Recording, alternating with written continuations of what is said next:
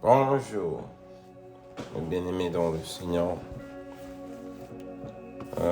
Dieu nous fait grâce d'être là encore ce matin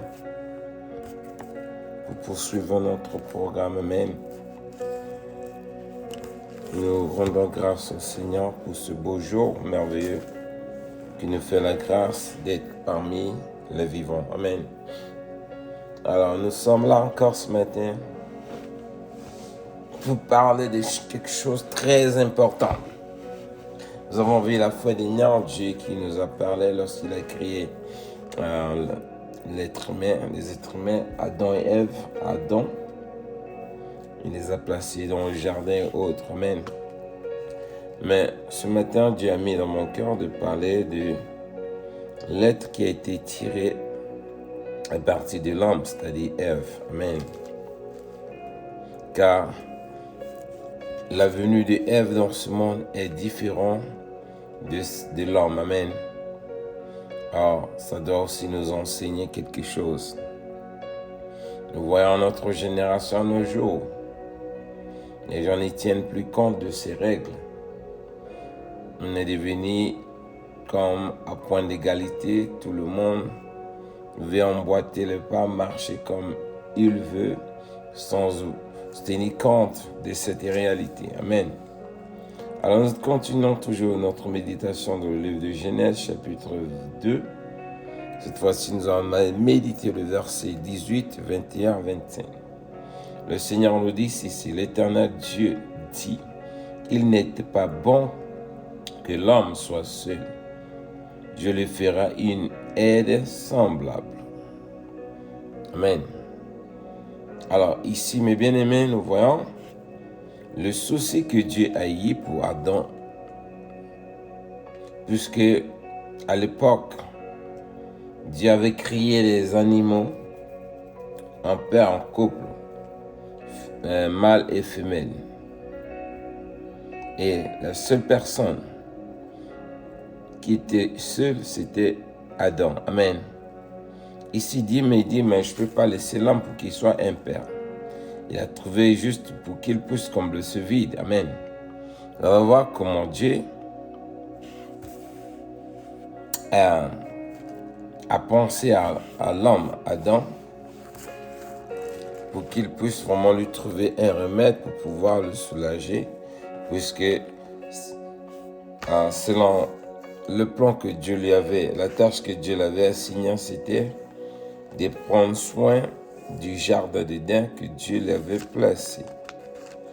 Voilà pourquoi la parole de Dieu nous dit dans le livre de Proverbes, chapitre 12, une femme vertueuse est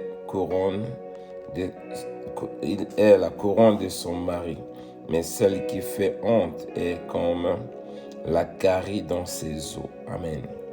Alors, ici, nous voyons tous les couples qui sont mariés. Vous devez comprendre la femme. Le Seigneur nous dit ici dans sa parole, une femme vertueuse est une couronne pour son mari. Une femme vertueuse, c'est celui qui vit avec son mari selon les instructions que Dieu nous a laissées dans ce monde, qui prend soin de son foyer, de sa maison, de son mari et de sa famille. Mais dit celle qui fait honte est comme une carie dans ses os. Amen. Alors tout homme qui n'a pas eu la grâce d'avoir une femme vertueuse, la femme là est comme une carie dans la vie de cet homme, c'est-à-dire l'homme l'a dérangé, il se sent vraiment coupable, c'est-à-dire il se sent dérangé comme la carie dentelle quand elle touche l'homme. Et disons, quand un être humain souffre de la carie dentelle.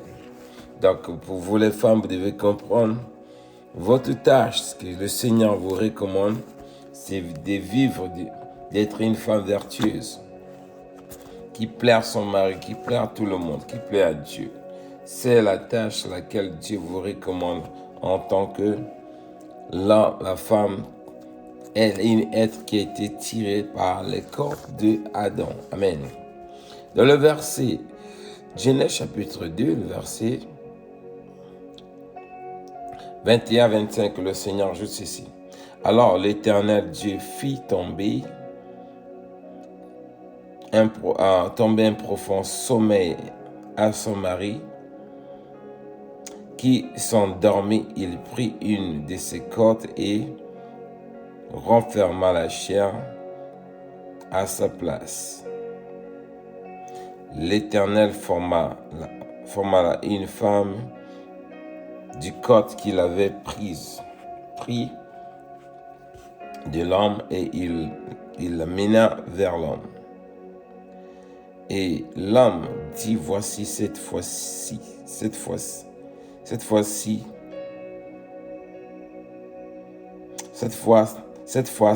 qui est os de mes os et chair de ma chair, on l'appellera par femme, parce qu'elle a été tirée de l'homme. Amen. C'est pourquoi l'homme quittera son père et sa mère, s'attachera à sa femme, et les deux deviendront une seule chair. Amen. Alors ici, mes bien-aimés, nous devons voir comment il y a eu le mystère de Dieu qui a permis de créer la femme à partir de la corde d'Adam. Amen. De l'homme. Alors, si sans l'homme, la femme ne devait pas être. Alors, en tant qu'être humain, nous devons comprendre, mes bien-aimés, cette science que Dieu nous enseigne ici. Nous voyons que l'existence de l'homme, de la femme, dépend de la partie que Dieu a tirée à partir de l'homme. Amen. Voilà pourquoi Dieu y tient compte de cette réalité selon dans ses instructions. Voilà pourquoi une femme qui comprend les Écritures, il va savoir comment se tenir dans ce monde. Il doit vraiment respecter l'homme que Dieu a créé premièrement. Ensuite, il a eu la science de créer la femme. Amen. Alors, nous allons parler beaucoup de la femme parce qu'il y a beaucoup de choses à y partager. J'espère qu'avec le temps, Dieu va nous aider. Amen. Dans le livre de 1 Corinthiens, chapitre 11, à partir du verset 7, le Seigneur dit ceci. L'homme ne doit pas se couvrir. Enfin, amen. Ici, nous parlons maintenant de la conduite de la femme, comment elle doit se tenir dans la société. Puisqu'il a été tiré de l'homme, et Dieu aussi, par sa science, il a permis à ce qu'il y ait certaines règles que la femme doit suivre. Amen. Dans le livre de 1 Corinthiens chapitre 11, on va commencer à partir du verset 7. Car si une femme n'est pas voilée, qu'elle se coupe aussi les cheveux. Or, s'il est honteux pour une femme d'avoir les cheveux coupés ou d'être rasée, qu'elle se voile. Amen. Donc nous voyons ici, mes bien-aimés, Dieu dit, il n'est pas bon que la femme qui ait la tête ouverte. C'est la première exigence. Il dit, s'il ne veut pas avoir les cheveux longs, qu'il coupe ses cheveux. Et ensuite, il doit attacher une fleur pour se voiler. Amen. Maintenant, le verset 7 ajoute ceci. L'homme ne doit pas se couvrir la tête, puisqu'il est l'image de la gloire de Dieu, tandis que la femme est la gloire de l'homme. Vous voyez ça? Pourquoi la femme est la gloire de l'homme? Parce qu'elle a été tirée à partir de l'homme. Amen. Donc nous voyons ici le Seigneur en train de nous montrer en quelque sorte comment le transfert de la divinité de Dieu passe entre l'homme et la femme. C'est-à-dire que ce Dieu, ça vient sur l'homme et ça passe vers la femme. Or, si la femme qui ne se coupe pas les cheveux et qui ne se coupe pas la tête, il est comme si il prenait la place de l'homme. Voilà pourquoi aujourd'hui nous voyons les femmes sont en train de lutter avec les hommes pour prendre la place de la tête. Ouais. Alors, c'est une erreur de vivre de cette manière. Parce que le verset 8, il dit, en effet, l'homme n'a pas été tiré de la femme, mais la femme a été tirée de l'homme. Et l'homme n'a pas été créé à cause de la femme, mais la femme a été créée à cause de l'homme. Amen. Vous voyez, mes bien-aimés, ne suivons pas ce que la société actuelle est en train de nous enseigner, parce que en tant que chrétiens, nous devons tenir compte des règles que Dieu nous a laissées dans sa parole.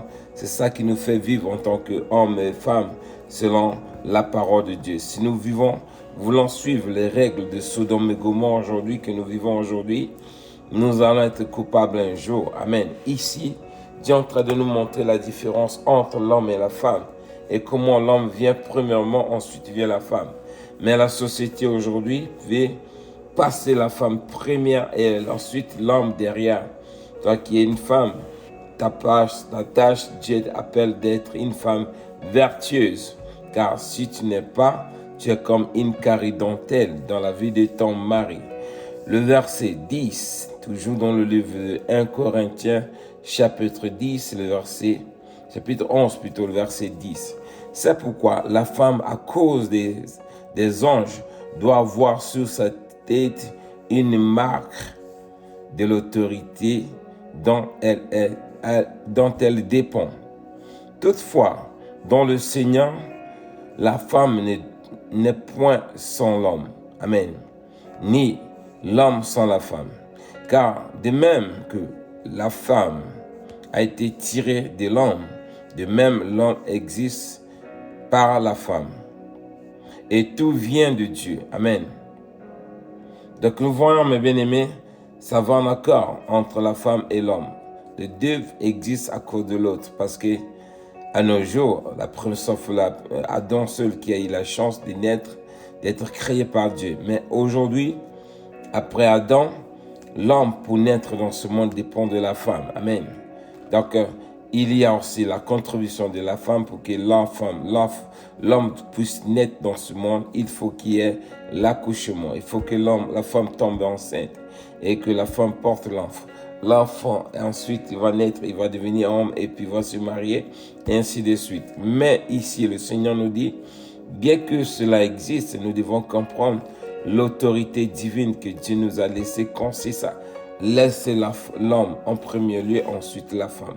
Puisque ici, Dieu nous dit, comme il nous a dit dans notre premier verset d'introduction dans le livre de Genèse, il dit, il n'était pas bon que l'homme soit seul, je vais lui créer une aide. Et celui qui est aide, il vient en secours de celui qui est là. Mais aujourd'hui, nous voyons, il y a une lutte entre l'homme et la femme. Chacun veut être vraiment supérieur à l'autre. Alors la parole ici nous dit, une femme doit être à côté de son mari pour le soutenir dans sa mission. Amen. Alors le verset 12 et 13 nous dit ceci. Jugez vous-même. Ça c'est 1 Corinthiens chapitre 11, verset 13. Jugeons-en vous-même. Est-elle convenable qu'une femme prie Dieu sans être voilée? Verset 14. La nature elle-même ne vous enseigne-t-elle pas que c'est une honte pour l'homme de porter de longs cheveux, mais que c'est une gloire pour la femme d'en porter parce que la chevelure lui a été donnée pour voile. Amen. Si quelqu'un se plaît à contester, nous n'avons pas cette habitude non plus que l'Église de Dieu. Amen. Donc ici, mes bien-aimés, Dieu est en train de nous montrer l'importance des chevelures que la femme porte. Les cheveux sont faits comme une voile. C'est-à-dire une femme qui a les longs cheveux, qui a les cheveux longs, c'est comme elle est voilée devant l'homme, devant son mari. Il n'est pas bon à une femme de couper ses cheveux. C'est ce que ça veut nous enseigner ici. Pourquoi? Parce que quand tu coupes tes cheveux, on dit c'est pas bon parce que tes chevelures sont comme la gloire de ton mari. Amen. Mais ici, nous dit, le Seigneur nous pose la question, est-il bon à une femme d'aller prier sans couvrir la cheveux? Or, l'autorité suprême de Dieu nous dit ceci, une femme qui se tient devant Dieu, il doit couvrir la tête. Pourquoi? Parce qu'il est devant la gloire du Dieu suprême. Puisque devant ton mari, tu as les chevelures qui te couvrent la tête. Alors, devant Dieu, tu es obligé de couvrir ta tête parce que tu reflètes, tu es devant la gloire de Dieu suprême. Amen. Parce qu'il dit, il n'est pas bon aux hommes d'avoir les longs cheveux. Nous voyons partout, lorsqu'il y a un homme qui a les longs chevelures, on dit quoi? Est-ce que cela n'a pas changé sa nature? Vous voyez? Pourquoi? Parce qu'on sait que en réalité, la plupart des hommes, leurs chevelures ne sont pas longs, descendent jusqu'aux épaules. Un homme qui a des cheveux qui descendent au-dessus de ses épaules, on dit non, ça c'est un être humain. Ça ne reflète pas la réalité de ce que Dieu nous parle ici ce soir. Donc nous devons comprendre cela, mes bien-aimés. La femme doit comprendre sa place et la réalité qui lui anime. Parce que nous sommes des enfants du royaume, nous ne sommes pas les enfants du monde pour vivre en désordre comme le monde nous enseigne. Amen. Alors, nous avons beaucoup de choses à partager. Nous allons partir maintenant dans une autre environnement, c'est-à-dire dans l'église. Nous passons dans le livre de 1 Corinthiens 1 Timothée, chapitre 2, le verset 9. Et jusqu'en bas, le Seigneur nous dit ceci. Je veux aussi que les femmes vertueuses, vêtues plutôt d'une manière décente avec pudeur plutôt, et modestie, ne séparent ni des tresses, ni d'or, ni des perles, ni des habits somptueux, mais qu'elles se perdent de bonnes œuvres comme convient une femme qui font profession de servir Dieu. Amen. Et une femme, c'est pas les bijoux, c'est pas les chevelures, c'est pas ce que tu portes, ni les habits qui fait de toi une femme vertueuse, mais c'est ton caractère, tes œuvres, et ça qui fait de toi une femme qui sert Dieu. Parce que c'est la profession que Dieu t'a donnée. Aujourd'hui, nous voyons, c'est le contraire, mes bien-aimés. Ici, nous voyons, c'est le contraire de ce que la société actuelle est en train de nous montrer. Nous montre comment les femmes sont devenues autre chose. Ça veut dire que quand nous voyons aujourd'hui dans la tête des femmes, Dieu n'existe pas, la parole de Dieu n'existe pas. Chacun marche comme il veut. Amen. Alors, ça ne doit pas être comme ça en tant qu'enfant de Dieu. Vivons selon ce que Dieu nous enseigne. C'est ça, ça va donner gloire à notre Dieu. Il dit dans le verset 15, verset 11, 2 Corinthiens 1 Timothée, chapitre 2, verset 11, que la femme écoute l'instruction en silence avec une entière soumission. Je ne permets pas à la femme d'enseigner ni de prendre de l'autorité sur l'homme, mais elle doit demeurer dans le silence. Amen. Ah, ça c'est une question qui vient tout le temps, partout nous voyons. Les gens sont en train de se quérir à propos de cette parole. Ici, c'est le Saint-Esprit qui parle à travers la bouche de son serviteur, Paul. Alors, il dit, la femme doit suivre les instructions en silence, pas avec une entière soumission.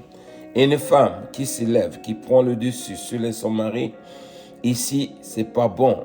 Une femme ne doit pas enseigner, elle doit écouter les instructions de son mari avec silence. Et s'il y a Dieu, il y a un temps qu'il doit parler, c'est la maison quand il est avec son mari. Il dit, je ne permets pas à la femme d'enseigner ni de prendre l'autorité. Quand on se met, mes bien-aimés, à la chair pour enseigner, tu es devant l'autorité. C'est-à-dire tous ceux qui sont en face de toi, ils sont soumis à ton autorité. Pourquoi? Parce que tu es devant le Dieu suprême. L'autorité de Dieu vient sur toi et tu communiques cela à ceux qui sont assis devant toi. Or, si parmi ceux qui sont assis devant toi, il y a des hommes, tu es en train de contredire cette parole. Voilà pourquoi Dieu insiste à ce que nous pouvons comprendre cela, mes bien-aimés. Pourquoi? Parce que Dieu a toujours considéré l'homme qui vient d'abord et ensuite communique cette hiérarchie à la femme. Mais qu'arrive-t-il quand on change? On prend la femme, on place la femme devant et la gloire de Dieu descend par la femme et ensuite ça va dans l'homme. Ça veut dire c'est le contraire de ce que Dieu nous parle ici. Le verset 13 ajoute, il explique pourquoi. Pourquoi Dieu ne permet pas. Il dit le verset 13. Car Adam a été formé le premier, Ève ensuite. Verset 14. Et ce n'est pas Adam qui a été séduit, c'est une femme. C'est la femme qui séduit, s'est rendue coupable de transgression. Elle sera néanmoins sauvée en demeurant mère, si elle persévère avec modestie dans la foi, dans la charité et dans la sainteté. Amen. Voici quelques points que la femme doit vraiment marquer, noter dans son cœur.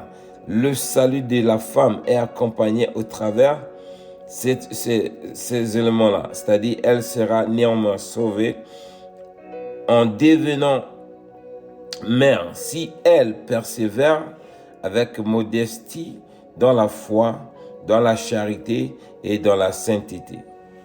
Amen. Pourquoi? Parce que l'acte que la femme a posé pour trahir, en trahissant l'humanité pour qu'il puisse tomber dans le péché, Dieu tient compte à ce péché-là toujours. Voilà pourquoi la sentence est venue carrément châtier la femme, parce que tous ceux qui sont nés aujourd'hui sont nés tous du couple d'Adam et Ève. Quels que soient les siècles qui passent, ce sont les mêmes générations qui ne font que se succéder. Dieu il tient compte de l'acte que Ève a posé au jardin d'Éden. Voilà pourquoi il a gardé, ne permet pas ce que la femme puisse violer cela. Il tient compte à ce que l'autorité doit passer toujours par l'homme. Ensuite, l'homme transfère cela à la femme, non pas sur la femme et transférer ça à son mari. Toutes les femmes qui sont dans ce monde sont en train de dominer sur les maris, sont en train de prendre leur suprématie, l'autorité sur l'homme. Ça veut dire qu'ils sont contraires, sont en train de s'opposer à la réalité que Dieu a demandé, a posé comme exigence à la société. Donc, mes bien-aimés, soyons vraiment des enfants obéissants suivant les règles que Dieu nous a parlé. Ici, on ne parle pas de domination ni de l'esclavage, mais de suivre les choses telles que les enfants de Dieu pour être un exemple de couple exemplaire, des enfants de Dieu exemplaires dans cette société actuelle. Parce que le monde actuel qui vit au système de Sodome et Gomorrhe, il ne tient pas compte de la réalité que le Seigneur nous parle dans sa parole. Voilà pourquoi les enfants de Dieu aussi sont en train de suivre le modèle que le monde est en train de nous enseigner. Tout le monde veut aussi emboîter le même pas. Mais en tant qu'enfants de Dieu, nous pouvons le faire. Mais selon la parole de Dieu, nous nous réservons parce que nous voulons être sauvés. Voilà pourquoi on préfère se soumettre aux instructions de Dieu que de suivre la réalité que le monde est en train de nous enseigner dans sa rébellion envers ce Créateur. Donc, c'est un peu ce qu'on avait à partager ce matin. Que Dieu nous bénisse, que Dieu nous protège. Shalom, shalom, se retrouve prochaine fois. Bye bye.